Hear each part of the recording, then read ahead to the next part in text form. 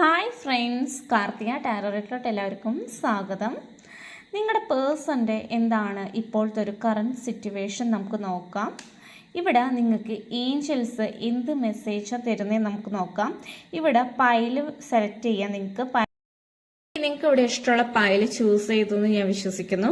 First pile കാര്യം എന്ന് വെച്ച് കഴിഞ്ഞാൽ നിങ്ങൾ എന്തെങ്കിലും ഒരു കാര്യങ്ങൾ ചെയ്യുകയാണെങ്കിൽ അത് വിശ്വാസത്തോടു കൂടി ചെയ്യാം, അതെന്തായാലും നടക്കും. എന്തായാലും സെക്കൻഡ് പൈൽ ചൂസ് ചെയ്തോടെന്ന് വെച്ച് കഴിഞ്ഞാൽ അവരെന്തെങ്കിലും ഒരു കാര്യം ആഗ്രഹിച്ചിട്ടുണ്ടെങ്കിൽ അത് നടക്കും എന്നാണ് ഏഞ്ചൽസ് പറയുന്നത്.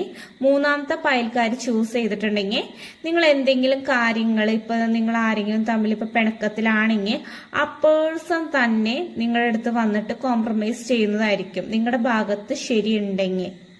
ഓക്കെ, പൈൽ 4 ചൂസ് ചെയ്തതെന്ന് വെച്ച് കഴിഞ്ഞാൽ നിങ്ങൾ പോസിറ്റീവായിട്ടുള്ള കാര്യങ്ങൾ നിങ്ങളുടെ ലൈഫിലോട്ട് എന്തായാലും നടക്കുന്നതായിരിക്കും.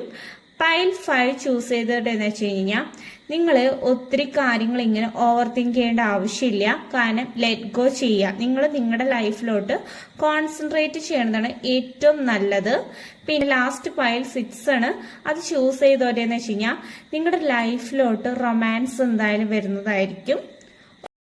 ഇവിടെ ഏഞ്ചൽസ് തരുന്ന മെസ്സേജ്. ഓക്കെ.